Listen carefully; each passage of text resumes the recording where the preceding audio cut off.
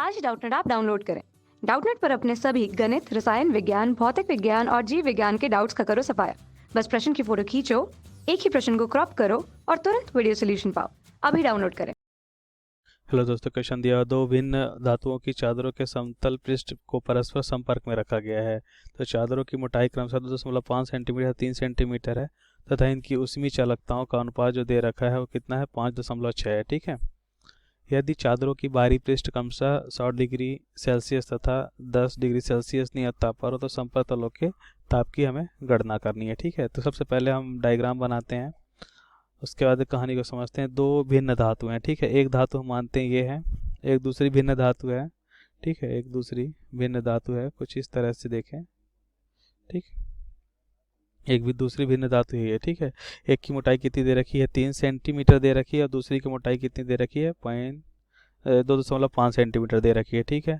अच्छा, इनके उसमें चालकता गुणांक अगर हम इसका 1 मानते हैं, इसको 2 मानते हैं, तो K1/K2 दे रखा है। कितना दे रखा है K1/K2 दे रखा है 5/6 दे रखा है। ठीक है। तो हम कह सकते हैं अगर यह बराबर है किसके, हम कोई भी अगर K के बराबर तो क्या कह सकते हैं, जो K1 होगा वह 5K होगा और K2 होगा वो कितना होगा 6K होगा। ठीक है। अब हम इसको सॉल्व करते हैं और कोई जानकारी हमें दे रखी है।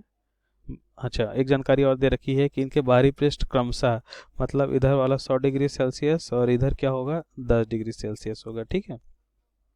अच्छा, अब क्वेश्चन को सॉल्व करते हैं। हमसे क्वेश्चन पूछ रहा है कि इन दोनों के बीच का जो ताप है वह कितना होगा। ठीक है, समप्रतलों का। अच्छा, हम जानते हैं साम्यावस्था में इस करंट से जो ऊष्मा प्रवाह की दर होगी, है ना, वह इधर चाहे इस जगह पे देखें और चाहे इधर देखें, ठीक है, जो ऊष्मा की प्रवाह की दर है वो क्या होगी, समान होगी। ठीक है। ऊष्मा प्रवाह की दर क्या होगी, सभी जगह समान होगी। ठीक है। तो हम कह सकते हैं अगर हम देखें ताप 100 डिग्री सेल्सियस, अच्छा हम दोनों के बीच का ताप अगर T मान रहे हैं तो ताप 100 डिग्री सेल्सियस और T के बीच, ठीक है, ऊष्मा प्रवाह की जो दर है वो उतना ही क्या हो जाएगा, सेम दर हो जाएगी कितने और कितने के बीच में, T और 10 डिग्री सेल्सियस के बीच में। ठीक है। यह बात हमें पता होना चाहिए। 21 वजह से आता है, साम्य अवस्था की वजह से आता है। ठीक है। ऊष्मा प्रवाह की दर क्या होती है, समान होती है। जितना ऊष्मा इस जगह से आता है, या बोल सकते हैं कि जितना ऊष्मा अंदर आता है उतनी ऊष्मा क्या होती है, बाहर निकलती है। तो ऊष्मा क्या होता है, सभी जगह साम्य अवस्था में होता है। ठीक।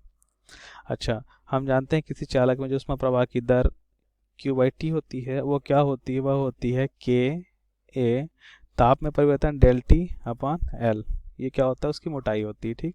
तो हम क्या लिख सकते हैं, हम लिख सकते हैं अगर हम 100 से T के बीच देखें, है ना, मतलब 2.5 सेंटीमीटर इसकी लंबाई होगी और उसकी ऊष्मा प्रवाह की दर हम लिख सकते हैं। इसमें क्या दे रखा है हमें, K1 कितना दे रखा है 5K और ये कितना दे रखा है 6K दे रखा है। ठीक।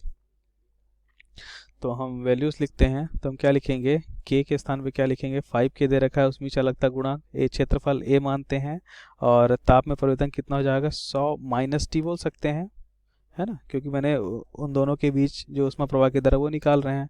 और अपान क्या लिख सकते हैं, लंबाई 2.5। अच्छा, ये तो सब SI यूनिट में है, नीचे वाली सेंटीमीटर में, इसको चेंज करने की जरूरत नहीं क्योंकि इधर भी सेंटीमीटर में आएगा और कैंसिल हो जाएगा। अगर आप चेंज करना चाहते हैं तो कर सकते हैं, मान सेम हो क्योंकि कैंसिल होगा। हम आपको दिखाते हैं कैसे। अच्छा, अब बात करते हैं हम T और 10 डिग्री सेल्सियस के बीच लगा रहे हैं, तो इनके बीच ऊष्मा प्रवाह की दर क्या होगा, उसमें चालकता गुणांक 6K, क्षेत्रफल A, और क्या है, ताप में परिवर्तन T - 10 डिग्री सेल्सियस होगा। ठीक है, कुछ इस तरह से होगा T - 10 डिग्री सेल्सियस। ठीक। अच्छा, अब हम क्या लिखेंगे, अब हम लिखेंगे अपान लंबाई में परिवर्तन। लंबाई परिवर्तन कितना होगा, लंबाई में परिवर्तन है 3 सेंटीमीटर है। ठीक है। अच्छा, सेंटीमीटर, इधर भी सेंटीमीटर तो क्या हो जाएगा, अच्छा हम लिख ही देते हैं, देखिए सेंटीमीटर है सेंटीमीटर है तो कैंसिल हो जाएगा ना, ये कैंसिल हो जाएगा। तो चाहे आप मीटर बदलिए या ना बदलिए, SI यूनिट में कोई फ़र्क नहीं पड़ रहा, लेकिन बाकी यूनिट क्या होना चाहिए, SI यूनिट में होनी चाहिए। चलिए अब हम देखते हैं जो वैल्यू कट रही है, दोनों का क्षेत्रफल दे रखा है क्वेश्चन में के समान है, तो ये क्षेत्रफल मैंने समान किया, K से K कट जाएगा, जो वैल्यू बची हुई है उनको लिखते हैं। ठीक है। अच्छा, हम यहाँ पास एक चीज़ और देखते हैं, ये भी कैंसिल हो रहा है कि 2.5 और यह 5, ये दोगुना हो जाएगा, और ये 3 दूना 6 ये हो जाएगा। ठीक है। तो क्या लिखा जा सकता है, इसको लिखा जा सकता है इस, अच्छा 2 से 2 भी कैंसिल हो जाएगा। ठीक है। तो क्या बचेगा 100 - T बराबर क्या बचेगा T - 10। ठीक। इसको सॉल्व करते हैं तो क्या हो जाएगा, टी इधर जाएगा तो प्लस में हो जाएगा, 10 इधर जाएगा तो प्लस हो जाएगा, तो 110 और ये हो जाएगा 2t। ठीक, हमें ताप ही निकालना था दोनों के बीच का, तो ताप क्या हो जाएगा 55 डिग्री सेल्सियस, यह आंसर होगा। ठीक है, यही हमें फाइंड करना था, 55 डिग्री सेल्सियस। Thank you. कक्षा 6वीं से 12वीं से लेकर नीट, IIT, JEE वो एडवांस के लेवल तक 1 करोड़ से ज़्यादा छात्रों का भरोसा। आज ही डाउनलोड करें डाउटनेट ऐप या व्हाट्सएप करें अपने सारे डाउट्स 8400 400 400 पर।